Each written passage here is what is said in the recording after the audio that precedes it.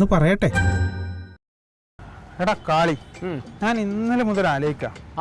എന്നാലും നീ എന്തൊരു ചെറ്റയാണ്. നിനക്ക് വിമതനായി മത്സരിക്കാൻ പറ്റിയില്ല, എന്നിട്ട് നമ്മളെ സ്വന്തം സ്ഥാനാർത്ഥിയെ വിമതനാക്കാൻ നോക്കി. എടാ, പാവപ്പെട്ട മനുഷ്യൻ നിന്നോട് എന്ത് തെറ്റാ ചെയ്തത്? പിന്നെ പാവപ്പെട്ട മനുഷ്യൻ 10-20 കൊല്ലമായിട്ട് പഞ്ചായത്ത് ഭരിക്കുന്ന ആളാ. ഞങ്ങൾക്ക് പിന്നെ സ്ഥാനാർത്ഥിയായിട്ട് മത്സരിക്കുന്നത്. സ്ഥാനാർത്ഥിയാവൻ ഇവിടെ ആണുങ്ങൾ. എടാ, സ്ഥാനാർത്ഥി പട്ടികയിൽ ഒപ്പിടാൻ ചിലർക്ക് പറ്റിയില്ല. അവരായിരിക്കും ഈ ആണുങ്ങൾ. പക്ഷേ ആ കേസ് ഇന്നലെ കഴിഞ്ഞതാ. ഇനി അതിന്റെ മേളിലൊരു തർക്കമില്ല. എടാ, നമ്മുടെ ലക്ഷ്യം എന്ന് പറയുന്നത് പാർട്ടിയുടെ വോട്ടുകൾ, അതായത് പുള്ളിയെ വിമതനായി മത്സരിപ്പിക്കുന്നതിലൂടെ പാർട്ടിയുടെ കുറെ വോട്ടുകൾ പുള്ളിക്ക് കിട്ടത്തില്ല, എന്നാലും കിട്ടുന്ന കുറെ വോട്ടുകൾ കാണും. ആ വോട്ടുകൾ കൂടി ഭിന്നിപ്പിക്കുക. അത് നടക്കുന്ന നീ വിചാരിക്കേണ്ട മോനെ. കാരണം എന്താ വെച്ചാൽ കഴിഞ്ഞ കുറെ കൊല്ലമായിട്ട് ഇവിടെ മത്സരിക്കുന്ന ആളാണ്. എൻ്റെ അയാൾക്ക് അയാളുടേതായ വോട്ടുണ്ട്, അത് അയാൾക്ക് കിട്ടും. ചിലപ്പോൾ അയാൾ ജയിച്ചു വരും. അത് മനസ്സിലാക്കും. ആ വോട്ടുകൾ കൂടി ഇല്ലാതാക്കാൻ വേണ്ടിയിട്ടാ. എന്ന് വെച്ചാ പുള്ളിക്ക് വേണ്ടി നമ്മൾ പണിയെടുക്കുന്നു, അങ്ങനെ കാണിക്കുക. എന്നിട്ട് പാർട്ടിയുടെ വോട്ടുകൾ, അതായത് അയാൾക്ക് കിട്ടാൻ പാകത്തിനുള്ള പാർട്ടിയുടെ വോട്ടുകൾ നമ്മൾ എന്ത് ചെയ്യുക?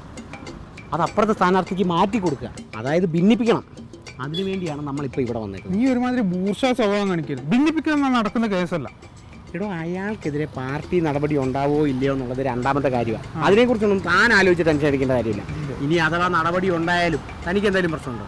എനിക്കും ഒരു പ്രശ്നമില്ല. എന്തായാലും എൻ്റെ കൂട്ടുകാരനെ ഞാൻ ഒന്ന് വിളിക്കട്ടെ, മനസ്സിലായോ? അവൻ ഇവിടെ ഉണ്ട്. അവനാണ് എന്നെ വിളിച്ചിട്ട് ഈ സംഭവം പറഞ്ഞത്. പണ്ടേ അവൻ നമ്മുടെ ഒരു അഭ്യുദയകാംക്ഷിയാണ്. അപ്പോൾ താൻ എന്ത് ചെയ്യണം? ഞാൻ സാധനമെല്ലാം സെറ്റാക്കി വെച്ചിട്ടുണ്ട്. താനൊന്ന് അങ്ങോട്ട് ചെല്ലുക, അവന് കൊടുക്കുക. ഇത് പിന്നെ ഞാനും കൊണ്ടുകൊടുക്കാൻ. എടാ, എൻ്റെ ഇമേജ് നീ ആണെങ്കിൽ ആ പ്രശ്നമില്ല. എടാ, നിനക്കെതിരെ എന്തെങ്കിലും പാർട്ടി നടപടി വന്നാൽ ഞാൻ നോക്കിക്കോളാം. എനിക്കൊരു ദണ്ഡിനെയും വിശ്വാസം ഇല്ല തൽക്കാലം. ഞാൻ കൊണ്ടുകൊടുക്കൂല. എടോ, വേണ്ടോ, അവൻ മെസ്സേജ് അയച്ചേക്കുന്നു. എന്ത് നോക്കട്ടെ, എന്തോ ഓഡിയോ കേട്ടോ.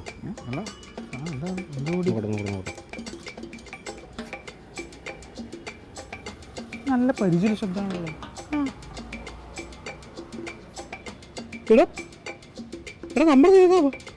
നമ്മുടെ നേതാവിന്റെ എന്താ ഓഡിയോ എന്ന് പറയാൻ ഞാൻ ക്ലിയർ ആയിട്ടില്ല.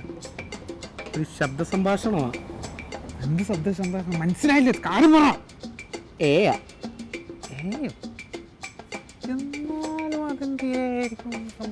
അവൻ വിളിക്കും. എടാ, കേറിപ്പോയ മൊടയിലോട്ട് കയറി ചെല്ലുന്നു. ഇങ്ങോട്ട് വാ കൊടുന്നു. ഈ വാർത്ത എല്ലാം കൂടി ഇട്ടിട്ട് അവസാനം പ്രതികരിച്ച് പാർട്ടി നടപടി കാണോ? വേണ്ട. എന്നാ വാ. പണ്ടാരോടൊക്കെ നിക്ക് ശബ്ദം എന്താ?